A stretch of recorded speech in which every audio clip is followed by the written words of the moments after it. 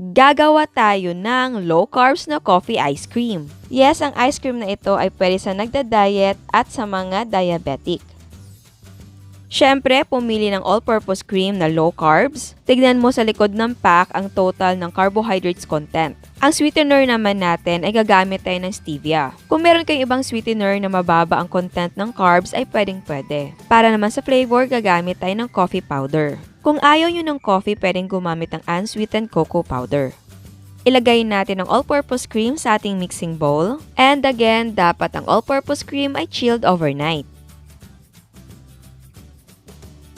And then, i-whip natin on high speed until mag-double ang volume ng ating cream.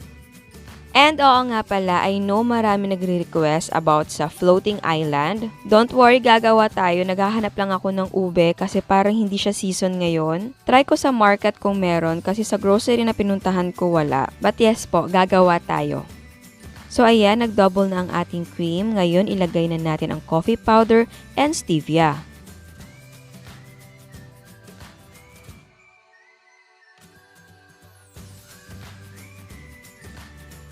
Haluin natin ng mabuti. Again, sa flavor, pwedeng gumamit ng kahit ano as long na low carbs ito. Pwedeng unsweetened cocoa powder, avocado, strawberry, or almonds.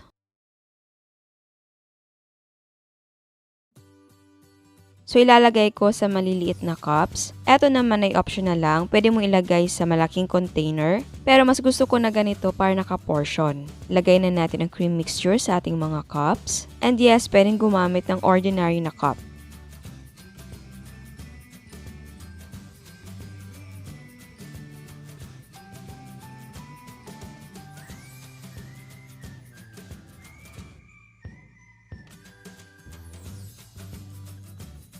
Optional naman ang paglalagay ng walnuts as toppings. Naglagay lang ako para may ibang texture and flavor. Kung ayaw nyo ng walnuts, pwedeng gumamit ng almonds. Takpan natin at i-freeze natin overnight.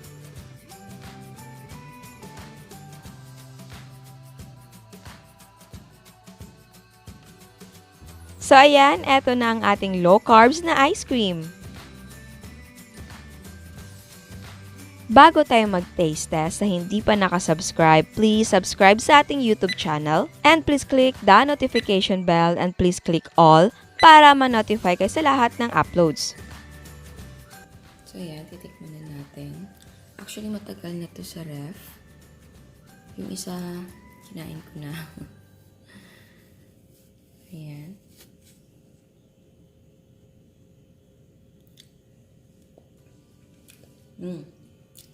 Yung texture niya, mas creamy siya compare sa yung usual na ginagawa natin.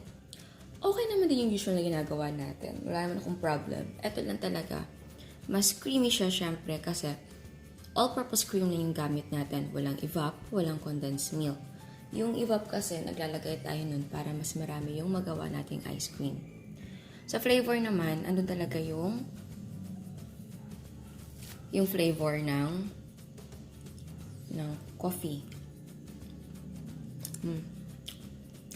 And sa tamis, okay siya for me. Matamis naman eh. Hindi ba? Okay lang na hindi ka gagamit ng condensed. Well, itong ice cream na ito ay para talaga sa mga nagda-diet or talagang concerned sila kung ilan na yung nai-intake nila na sugar. Di ba? Ako, personally, nagda-diet ako. Kasi nga, sa akin lang yun ha. Kasi nga, nakita ko yung mom ko, yung tita ko, kung paano sila nag-struggle. Kasi malaki sila. Kaya ako, may possibility talaga na lalaki ako. So, ayoko naman na dumating yung time na yun na parang mahihirapan na ako sa paglalakad na, ngayon, madaling hingalin. Tapos sa paghahanap ng damit, kasi ako, malaki na ako, napapansin ko na hindi na kasya sa akin yung mga shorts ko. And oh my God, ayokong bumili ng bagong mga damit. Kasi, hindi pa naman sira yung mga damit ko. So, kung follower ko kayo, lagi kayo naka-follow sa channel natin, alam nyo naman yung mga ginagawa ko. Puro matatamis. Well, sa akin, kumakain din ako nun, pero, ayun nga, isang slice lang, tapos pinamimigay ko na, para hindi naman nakatambay dyan sa ref, at kuha ko ng kuha. Pero, kung kayo na, okay lang sa inyo na kumain kayo ng sweets, well, walang problema sa akin yan. Kasi, ano naman, choice naman yun. Eto naman sa akin, dun naman din sa gusto ding mag-consume ng mga low carbs lang, share ko sa inyo yung mga recipe din. Wala namang pilitan to. Kaya, kung gusto niyo ng low carbs, ay oo nga pala, kahit low carbs siya, huwag naman marami yung kakainin sa isang araw. Kasi, magiging high carbs na yun. Dahil ito, may carbs pa rin, pero sobrang baba. Pero syempre, kung kakain ka ng kakain na marami nito sa isang araw, magiging high carbs na yun. Diba? So, pwede na isang cup sa isang araw. So, pwede mga ano yun? Parang kung strict ka, hindi ako strict sa pagda-diet ko. Kasi, kumakain pa rin ako ng mga ano. Pero, alam mo yung mini-minimize ko na siya. Hindi yun sobra-sobra talaga. Like, minsan kakain ako ng rice. Siguro mga isang subo lang, mga ganun. So, okay naman na mag-start ka muna sa hindi strict, lalo na kung hindi ka sanay. Pero yun nga, hindi ako strict, so, minsan kumakain ako. Pero yun nga, kontrolado ko lang. Binabalanse ko, kumbaga. Kasi hindi naman talaga ako ganun kalaki. Pero, coming soon. Kaya, control. And kung gusto niyo na mas intense yung coffee, pwede yung dagdagan. And kung meron kayong ibang alam na paano gumawa ng mga recipe ng low carbs or ano yung mga secret nyo para pumayat or bawasan naman yung mga intake ng low carbs pero hindi ka, andun pa rin yung kahit nagka-crave ka, satisfy pa rin yung feeling mo.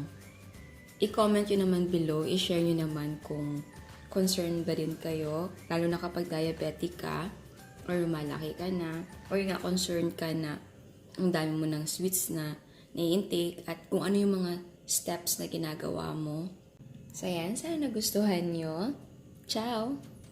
At eto ang mga prices ng ating mga sangkap. And yes, pwedeng gumamit ng ibang brands. Ang nagawa natin ay 6 pieces. Ang cost per yield ay 16 pesos and 33 cents. Pwede mo ibenta ng 20 pesos ang isang cup. Again, ang selling price ay magdidepende kung magkano ang presyo ng sangkap sa inyo.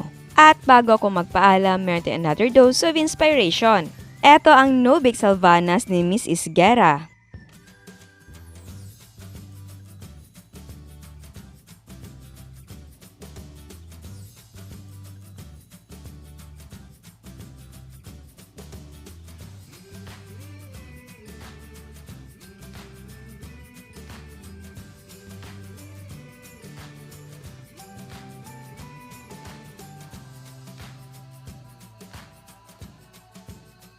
Eto naman ang lumpia ni Miss Margie.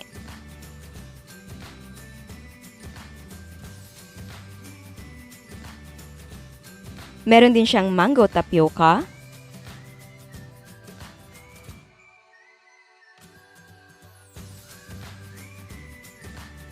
Puto flan.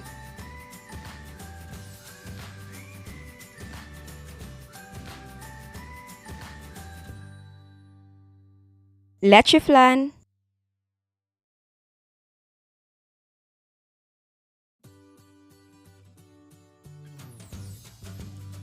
Ube halaya.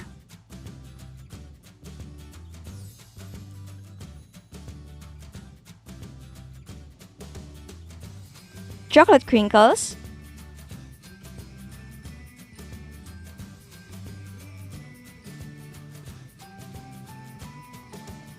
Meron siya mga ground float.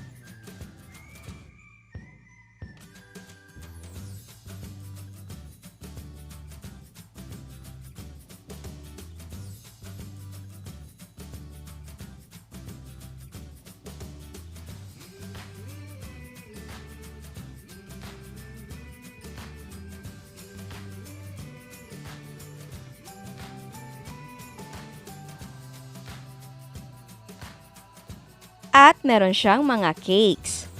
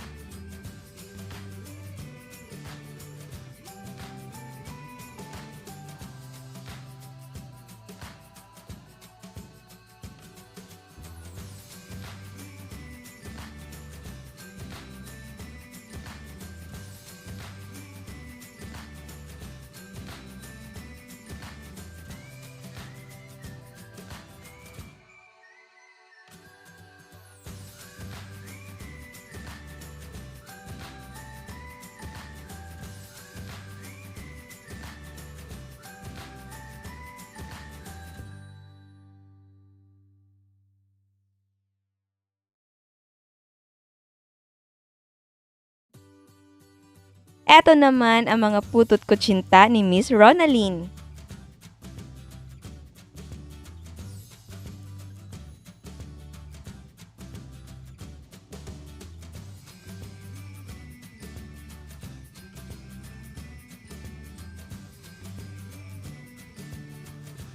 Again, I want to say thank you sa lahat na nagpapadala ng mga creations nila. And yes, sa mga nagre-request ngayon about sa trending na leche flan gram float, yes po, gagawin natin. Grabe talaga, no? Ang dami nagte-trending ngayon ng mga recipe. Yes po, lulutuin natin. Bukas lulutuin ko siya, tapos syempre edit and then upload ko na po. And again, gusto kong magpasalamat sa suporta na binibigay nyo. Salamat talaga.